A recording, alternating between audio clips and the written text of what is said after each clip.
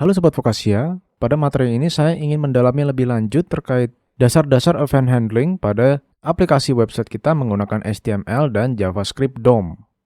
Dimana setelah kalian memahami bagaimana caranya bisa melakukan sebuah event handling, kalian itu diharapkan untuk dapat memahami juga bagaimana caranya kita bisa membuat tampilan website kita agar menjadi lebih interaktif.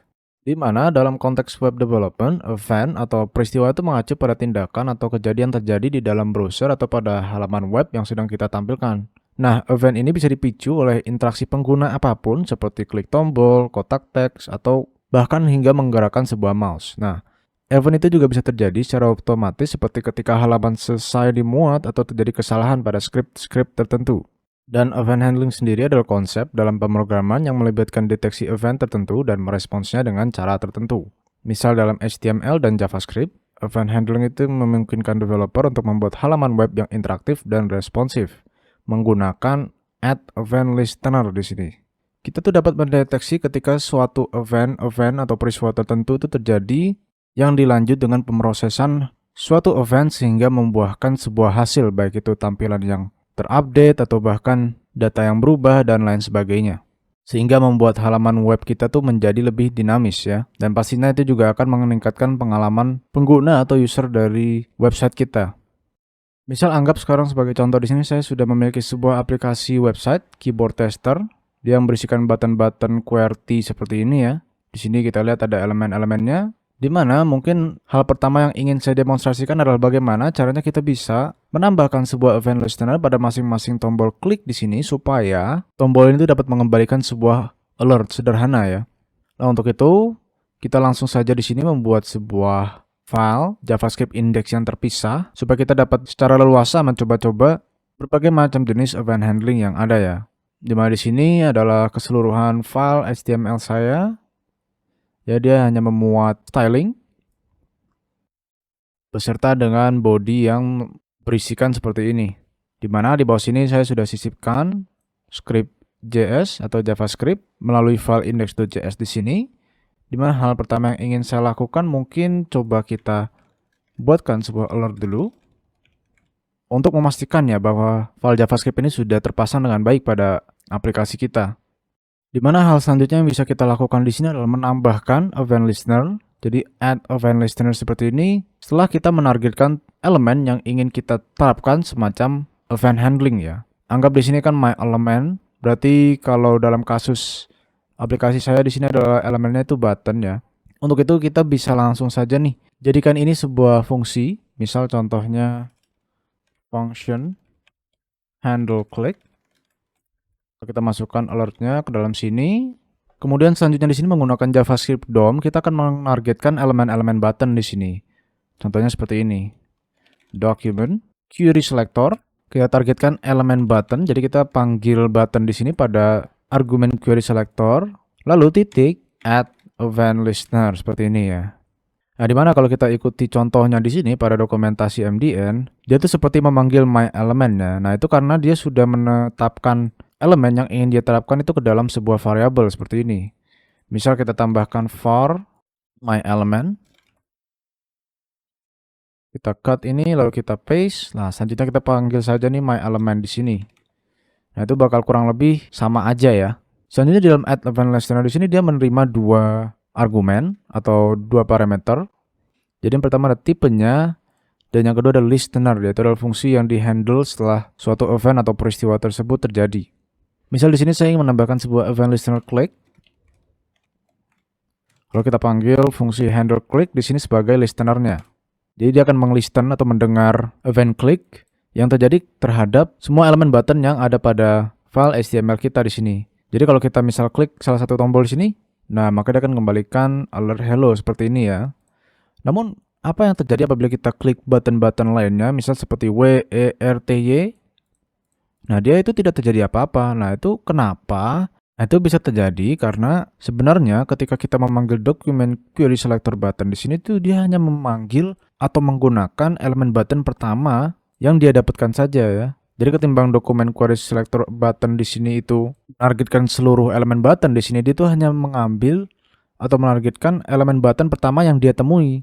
Nah, di mana karena dalam kasus ini tuh program akan menjalankan kodenya dari atas ke bawah, dia tuh pastinya akan menargetkan elemen button pertama yang ditemui yaitu elemen button Q di sini. Nah, alternatifnya untuk menargetkan semua elemen button di sini kita bisa menggunakan keyword atau fungsi yang bernama query selector all. Dimana sekarang apabila kita coba cek lagi ke dalam website kita klik. Nah, dia tuh masih tidak terjadi apa-apa ya, karena sekarang berkat kita menggunakan keyword fungsi query selector all di sini, dia itu mengembalikannya dalam bentuk array ya. Jadi sekarang tuh program itu sudah menemukan semua elemen button yang ada, namun kita tuh di sini belum menspesifikasikan tombol apa yang ingin kita target ya. Jadi di sini kalau kata program itu masih dibilang agak rancu. Karena query selector all ini mengembalikan dalam bentuk array elemen-elemen button di sini, supaya kita bisa menargetkannya, kita bisa memanggil masing-masing item di dalam array tersebut. Contohnya seperti ini. Kalau kita set kosong, nah maka sekarang dia menargetkan button Q. Kalau 1, maka dia sekarang menargetkan button W ya. Dimana kalau kita cek lagi ke Q, kita klik, nah dia tidak terjadi apa-apa ya.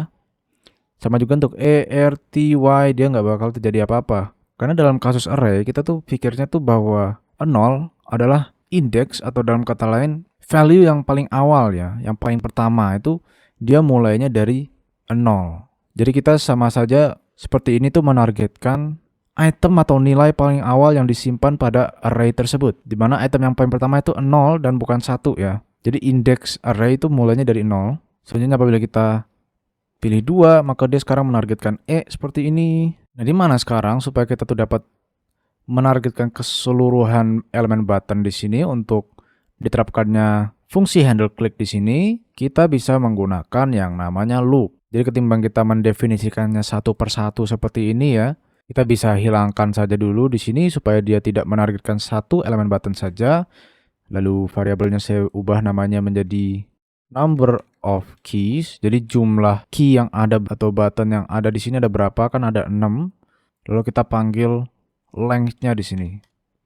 Jadi program sekarang akan mencari panjang dari array tersebut yang pastinya dia itu karena berisikan 6 data atau 6 nilai, maka dia tuh panjangnya sekarang 6. Dimana selanjutnya di sini mungkin saya ingin mendefinisikan sebuah loop sederhana, loop secara imperatif.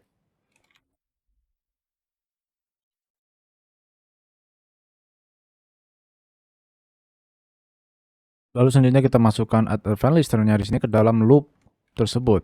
Mungkin fungsinya saya letakkan di atas.